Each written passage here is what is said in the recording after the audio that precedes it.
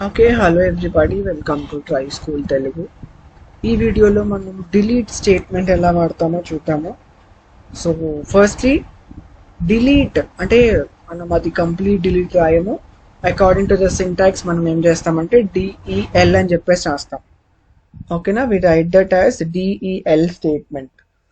ఈ డిఈఎల్ స్టేట్మెంట్లో మనం ఏం చేస్తామంటే టు సింప్లీ ఆ డిఎల్ ఫుల్ ఫామ్ ఏంటంటే డిలీట్ అనమాట. దీన్ని ఎక్కడ వాడతాం మనం సింపుల్గా అంటే ఒక వేరియబుల్ని మనకు అది అవసరం లేదు అనుకున్నప్పుడు సింపుల్గా టు ఫ్రీ ద మెమరీ. ఓకేనా, మెమరీని ఫ్రీ చేయడానికి మనం ఈ డిఈఎల్ కీవర్డ్ యూస్ చేసి దానికి అలొకేట్ చేసిన మెమరీని డీఅలొకేట్ చేస్తాం. అంటే ఆ సింపుల్గా ఆ మెమరీని ఆ వేరియబుల్ డిలీట్ చేస్తాం అనమాట ఆ మెమరీ నుంచి. సో దట్ ఆ మెమరీ అనేది ఫ్రీ అయిపోతాయి. సో దట్ గార్బేజ్ కలెక్షన్ అనేది ఈజీ అయిపోద్ది అనమాట.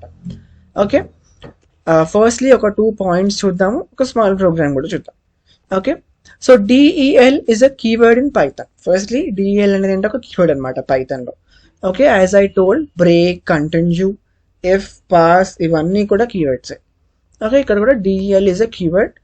తర్వాత after using a variable it is highly recommended to delete the variable if it is no longer required so that the corresponding object is eligible for garbage collection. అంటే మనం ఇప్పుడు ఒక 2-3 lines of code రాస్తున్నాం కానీ when we are writing a large programs అంటే large applications మనం build చేస్తున్నప్పుడు లేకపోతే large programs మనం రాస్తున్నప్పుడు మనం ఇది అలవాటు చేసుకుంటే చాలా బెటర్ అనేసి చెప్తాను నేను కూడా. ఎందుకంటే ఏదన్నా ఒక ఫైల్ అనేది మనం for example large file create చేస్తాము, చాలా స్టోరేజ్ అనేది తీసుకుంటుంది మన మొబైల్లో.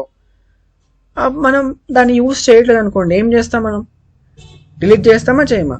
ఒక లాంగ్ మూవీ ఉంది చూసేస్తాము, అది మొబైల్లో అంతే పెట్టుకుంటామా? Will not do it, right? Delete చేస్తాం వెంటనే చూడగానే. అంటే మనం యూస్ చేసుకొని డిలీట్ చేసేస్తున్నాం. సో ఇక్కడ కూడా అంతే, మన మెమరీ అనేది స్టేబుల్గా వర్కింగ్లో ఉండాలి, ప్రాపర్గా వర్క్ అవ్వాలి, ఎఫిషియెంట్గా ఉండాలి అనుకున్నప్పుడు ఖచ్చితంగా మనం ఆ వేరియబుల్స్ని డిలీట్ చేయడం చాలా బెటర్ అనమాట.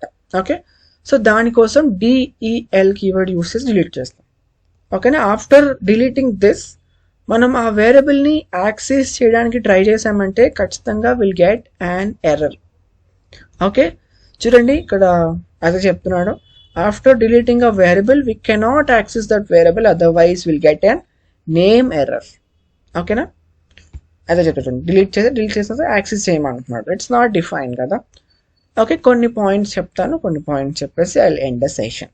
ఓకే, చూడండి, firstly we can delete variables which are pointing to immutable objects.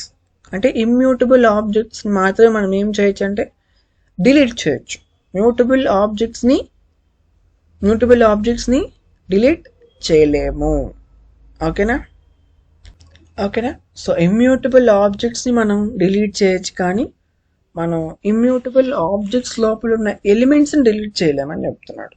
ఓకేనా, పూర్తిగా ఆబ్జెక్ట్ మొత్తాన్ని మనం డిలీట్ చేయొచ్చు, అంతేగాని ఒక ఎలిమెంట్ని మనం ఏం చేయొచ్చు అంటే డిలీట్ చేయలేము.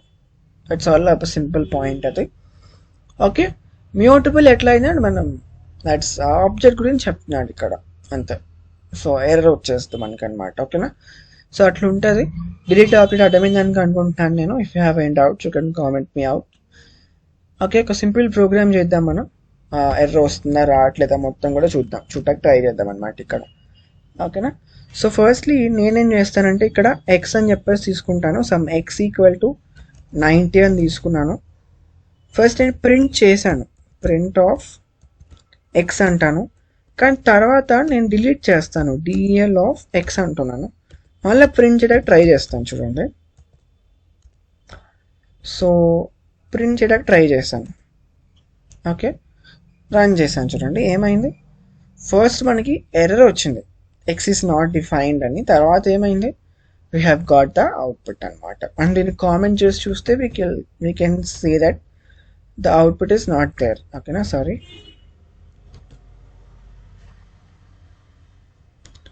ఇప్పుడు చూడండి 19 వచ్చింది కదా, అది అంటే డిలీట్ అనేది అయిపోతుంది అనమాట. సో అట్లా that's all about delete statement. If you have any doubt please comment me. See you all in the next video. Until then, keep trying. Don't forget, this is Try School Telugu, Mana School, only in Mana Bhashalo. Thank you.